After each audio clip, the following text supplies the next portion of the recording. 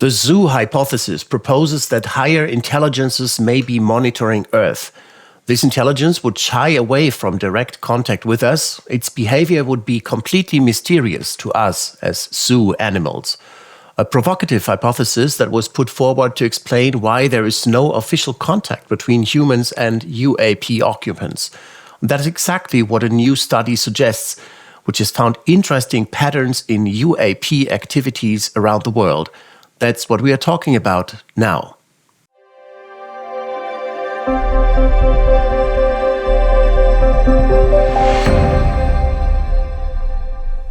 Welcome, Dr. Eamonn Ansbro. Thanks for being on the show. Thank you for inviting me, Robert. Excellent. You are an astronomer and a senior SETI researcher who started investigating UAP in 1990 in Europe. You are a member of ICER, the International Coalition for Extraterrestrial Research. You are a fellow at the Royal Astronomical Society. You are a member of SCU, the Scientific Coalition for Unidentified Anomalous Phenomena, and several other scientific organizations. And you have recently co-authored a study about potential patterns in UAP activity, which you presented at the American Geophysical Union recently, and which is going to be published shortly. So what did you find? We discovered after considerable amount of research on this, that the UAPs, or UFOs, the old name, has a pattern which suggests actually that there is a monitoring program going on. And we've discovered that the orbital period for the UAPs is 65 minutes. This confirms actually old research we did some years ago. So this is based on not just the US continent, but also the whole world as well.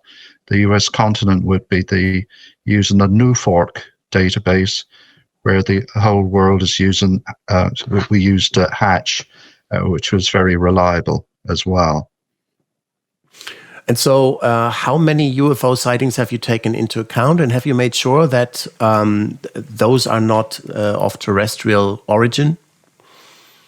Yes, we had to eliminate an enormous amount of reports because the criteria was reliability. The reliability means we had to have, number one, multiply witnessed, number two, radar, number three, it had to be filming minimum of 10 minutes. So you can imagine if you're going back to 1940, there was less of, the filming and radar. But certainly in the last 20 or 30 years, there's been a lot of reports. I see. So how many cases have you taken into account in total? We took into account 110,000 in total between NUFORC and Hatch. But then we eliminated majority of those reports and narrowed it down to, as I explained to you, the criteria that we were looking for. I mean, we weren't getting the perfect reports for the criteria. We weren't getting, say, radar, but we got film footage. Or we got the minimum would be multiply witnessed, and that would be acceptable as well. I see. So, and it's only if you look at large quantities of UAP data that you find patterns. And can you explain it to me again as a layman? What does it mean? What exactly is the pattern that you discovered? Yes. What we're looking for, based on the hypothesis that I was putting forward some years ago, and this was the zoo hypothesis, monitoring the Earth. If that's the case, then can we see patterns that would suggest that? So you would extrapolate data like the maneuverability of the UFO, the velocity of the UFO, and such like. So we managed to get the velocities on a lot of the reports, through radar or filming, and then we also got the multiple witness side of it. And then in more recent times, we got thermal imaging as well to back that up.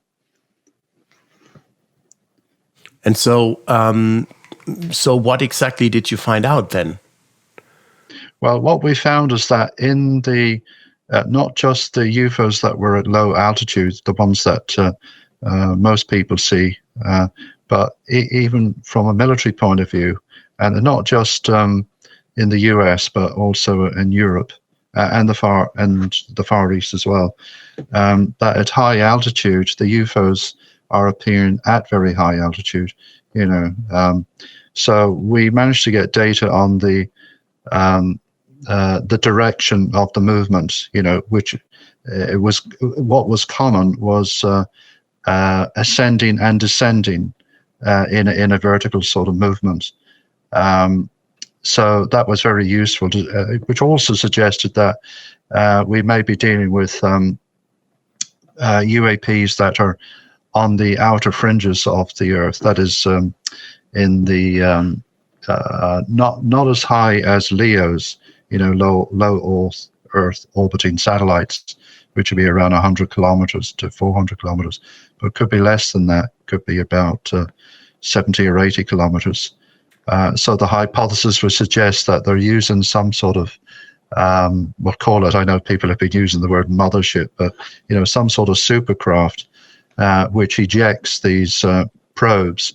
And that's the hypothesis I've been going on for quite a while. I think this is how they're doing it. So they'd have a programmed monitoring going on, but in a controlled way, so that the larger craft, which, by the way, we discovered also that in the reports, they do stealth themselves. They create invisibility as well. So you can have probably, say, a large supercraft. It could be, some hundreds of meters across, maybe, and then it ejects these UFOs on a particular track. And these are the ones that we see, like certainly the military and also people on the ground.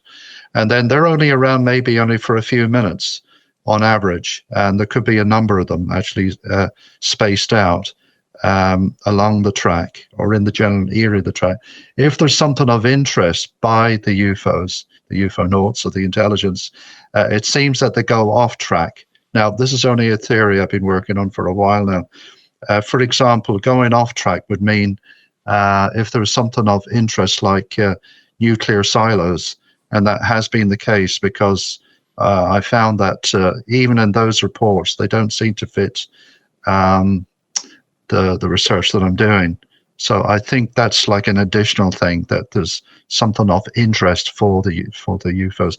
It also, I think that I think it's all to do with the Earth. I don't think it's just mankind. I think it's everything. I think there's. I would go on the basis that the interest is of everything to do with the Earth. We are of interest as the Earth, as an organism, you could say. So, let me get this straight. So you're suggesting that the UAP are orbiting around the Earth at these angles, and they make the round in about 66 minutes. Is that correct? That's correct. Yes. And they're doing that to observe, to monitor the Earth, but not only that. You're suggesting that the sole hypothesis may actually not be enough to explain the behavior of UAP, and that they are actually interacting with things as well. The laboratory analysis. Yes, that would be the extended version, the laboratory hypothesis. So they're experimenting as well. I don't mean in a nefarious way, but I think maybe actually for the Earth's benefit, and we're part of the Earth. That's what I'm suggesting.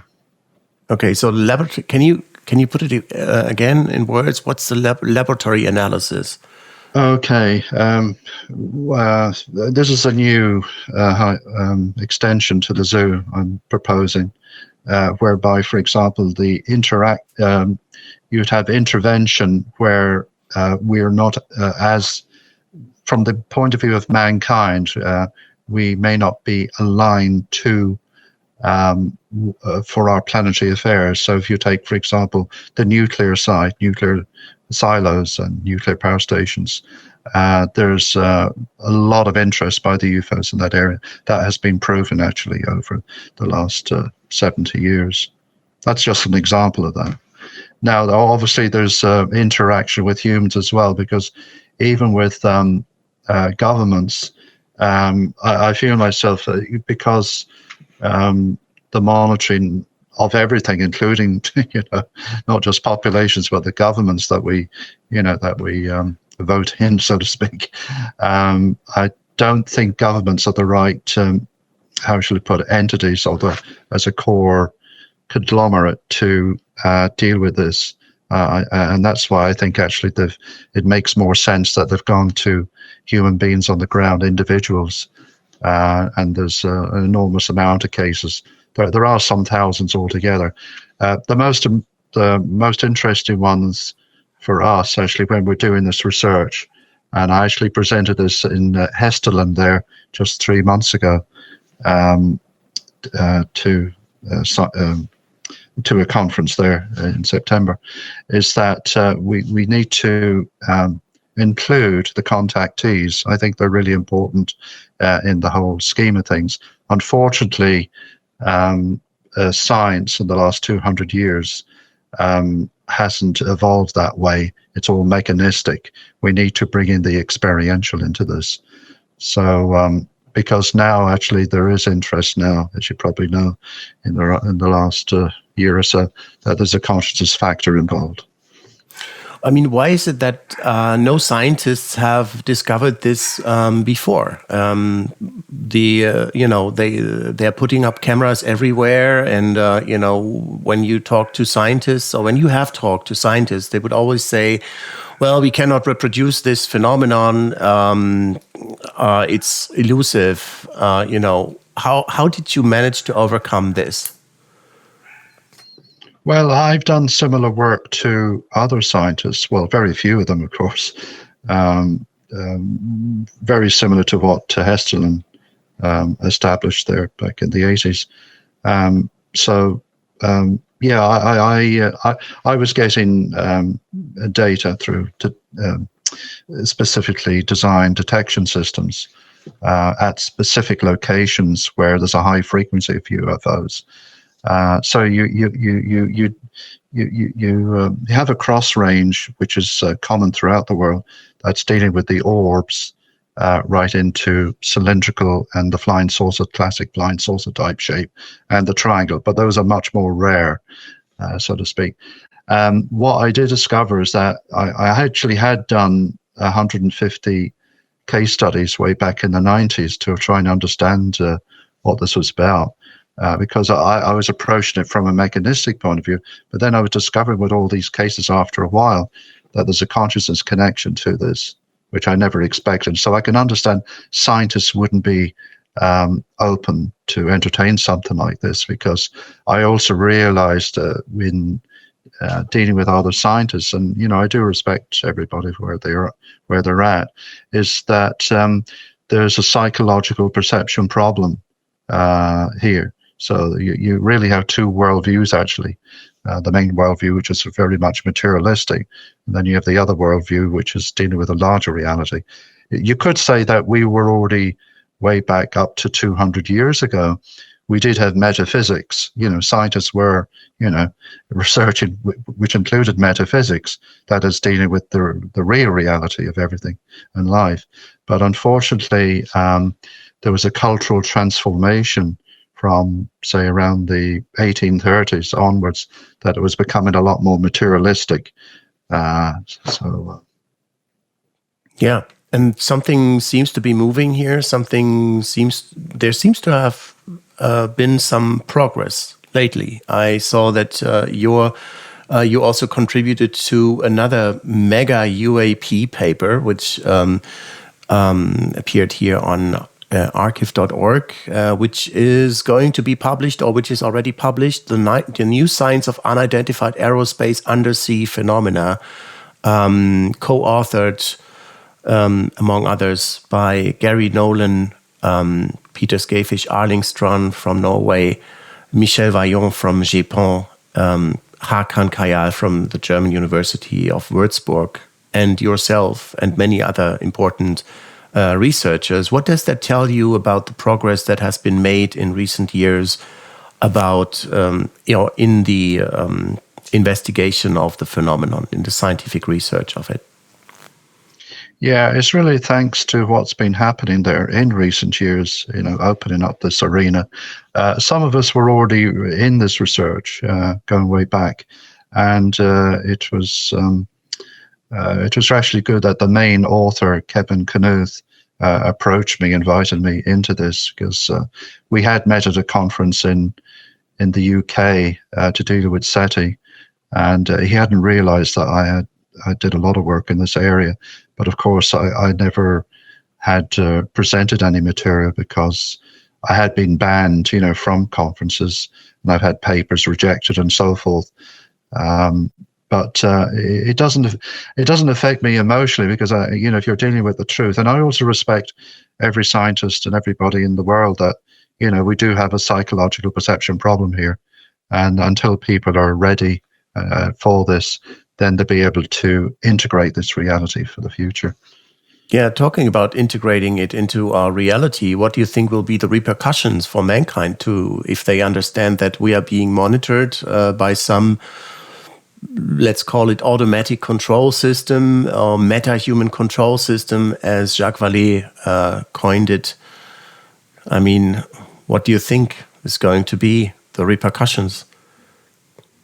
Well, I think it's rather like Carl Nell said, it's a slow disclosure instead of a dramatic one, catastrophic one. So, yeah, I think like anything in life that, with anthropologists who would study, say, a new tribe, it's, there's a prime directive there, and it's a slow transition until you make the actual contact and then integrate the reality that the tribe realizes that there's other human beings and another world out there. I know there's all sorts of implications in this one, because there's we're relying on our comfort zone on the earth, and all the stuff we deal with. That I'm not saying this is uncomfortable for people, but for some people it could be who have hard beliefs. Hard beliefs are different to soft beliefs. Hard beliefs would be those into the extreme religious sort of areas, for example, where soft beliefs, where there's no, they're open for realizing religion is man-made situation, but it's it does support the stability of people around the world, of course, having religions. But I think it's the opening up to this larger reality. So, I mean, there have been,